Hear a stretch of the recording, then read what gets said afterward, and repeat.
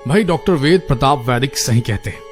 नेता गांधी को मानने वाले हों या गोलवलकर को फॉलो करने वाले, सरदार पटेल या जयप्रकाश और लोहिया, सबका कांटा नोटों पर आकर अटक जाता है। ये नेता पैसों के लिए किसी भी हद तक जा सकते हैं, गिर सकते हैं और जरूरत पड़े तो लौट भी सकते हैं। जैसे आजकल नजारे शराबियों में दिख रहे हैं, जो महीने भर के कोटे के चक्कर में लाइनें लगाते नजर आ रहे हैं। कहीं 1-2 किलोमीटर की कतारें हैं तो कहीं जहां सोशल डिस्टेंसिंग मेंटेन हो पा रही है वहां इससे भी ज्यादा लंबी कतारें हैं। समझ ये नहीं आ रहा कि जब बिहार और गुजरात शराबबंदी करके भी पूरे टशन में रह सकते हैं तो दूसरे स्टेट क्यों दारू बेचकर राज्य चलाना चाहते हैं भला। न स्कूल खुल रहे हैं, न दफ्तर, न कपड़े की दुकानें, न हलवाई की। फिर दारू भला इतनी क्यों जरूरी हो चली है? ये अपने आप में बहुत बड़ी हाइपोक्रेसी न लग रही आपको? सरकारें जो बदनाम हो रही हैं सो अलग, कोरोना फैला तो जो दिवाला निकल जाएगा वो अलग। माना देश चलाना बिना दारू के चंदे के अब इतना आसान न रह गया है, लेकिन घर तो 2 रोटी कम खाकर भी चलाया जा सकता है ना।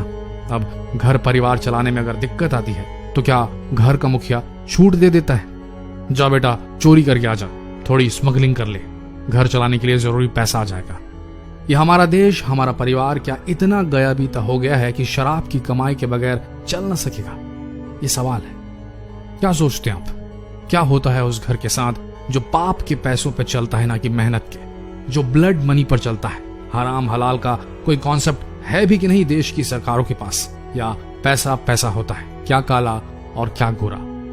सरकारी टैक्स लगना चाहिए बस, फिर सब सफेद बन जाता है शायद, चाहे शराब की काली कमाई ही क्यों ना, राइट? लेकिन ये गलत है। शराब का पैसा काला धन ही कहलाएगा। वो कभी पुण्य की कमाई नहीं बन सकता, उसे कभी भी मेहनत की कमाई नहीं कहा जा सकता।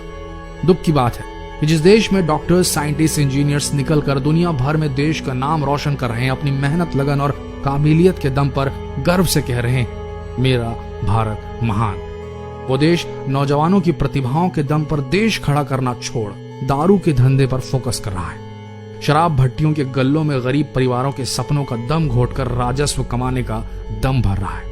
ऐसे में कैसे कोई कहेगा मेरा भारत महान? जिस कोरोना महामारी से लड़ने के लिए देश भर को बंद कर दिया गया, उससे लाख गुना ज्यादा मौतें शराब से हो चुकी होंगी आज तक, और होने भी वाली होंगी। हर साल 1 लाख रोड एक्सीडेंट शराब के नशे में गाड़ी चलाते चलाते हो जाते हैं। हर साल 1,40,000 लोग शराब पीकर अपना लिवर सड़ा बैठते हैं और दुर्गति को प्राप्त करते हैं, मर जाते हैं। हर साल 30,000 लोग शराब की लत की वजह से कैंसर का शिकार हो जाते हैं। लेकिन ये रिकॉर्ड्स सिर्फ रिकॉर्ड्स में रहता है सब कुछ। ये आंकड़े 2018 की WHO की रिपोर्ट के हैं। अगर हम ये आंकड़े खोज सकते हैं तो क्या सरकारों को ये आंकड़े दिखाई नहीं देते? यह बात कुछ और ही है। शराब की आमदनी की लत ने सरकार को भी आदी बना दिया है अपना। अगर शराब की दुकानें खोलनी इतनी जरूरी है तो फिर शराब की दुकानों के साथ वैश्यालयों को भी लीगलाइज करने के बारे में सोचना चाहिए सरकारों को। राजस्व तो छोड़ दीजिए, कम से कम शराब के नशे में बहकर जो हमले होते हैं देश की महिलाओं पर, उसमें कमी आ जाएगी। देश भर में बस, ट्रेन, हवाई जहाज सब बंद है। लोगों ने अपने घर की रोजी रोटी अपनी दुकानों, अपनी कंपनियों को बंद रखा है कि कहीं उनकी वजह से कोरोना ना फैल जाए। ईश्वर अल्लाह भगवान ने भी अपने पट बंद कर दिए हैं कि जाओ मत आओ मंदिर, मस्जिद, गुरुद्वारे और चर्च। मदद करो एक दूसरे की इस भयानक महामारी से लड़ने में। और राज्य और केंद्र सरकारें दारू के ठेके खोलने में लगी हुई है। तो तलब किसे ज्यादा है, शराबियों को या शराबी तो वैसे भी 40 दिन रुक ही गए थे। हमेशा के लिए बंद हो जाती तो सह भी लेते, शायद उद्धार हो जाता उनका भी और उनके परिवारों का भी। शराबियों की गाड़ी के नीचे कुचलकर आने वाले कुछ सालों में मरने वाले लोगों का भी उद्धार हो जाता, सबका भला हो जाता। लेकिन सरकार का लिकर रेवेन्यू एडिक्शन रीलैप्स कर गया लगता है। एक रिक्वेस्ट है, मोदी जी, आपने अपने छोटे से कार्यकाल में जितने कड़े फैसले लिए हैं शायद इस देश के इतिहास में कोई और नेता न ले पाया होगा। ये एक ऐसा मौका है जब देश को वाकई देश को असल लीडरशिप की जरूरत है, आउट ऑफ द बॉक्स सोचने की जरूरत है। ये डिसीजन अगर आपने ले लिया तो ये जनरेशन और आने वाली हर जनरेशन बच जाएगी शराब की घिनौनी लत से। This is the right time and the only time India can lock the liquor down. अगर ये संदेश आप तक पहुंच रहा है तो प्लीज, पूरा देश आपके एक और कड़े कदम की ओर देख रहा है। Please lock the liquor down.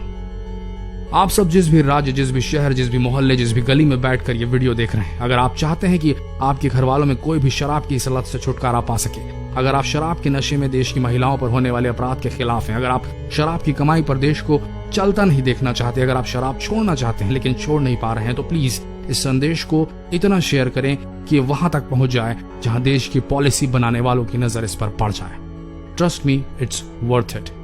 कम से कम शराब पीकर जमीन पर लौटते लोगों के माइंड शेयर करने से तो बेहतर है। शेयर कीजिए #LockTheLiquorDown लिखकर शेयर कीजिए। धन्यवाद।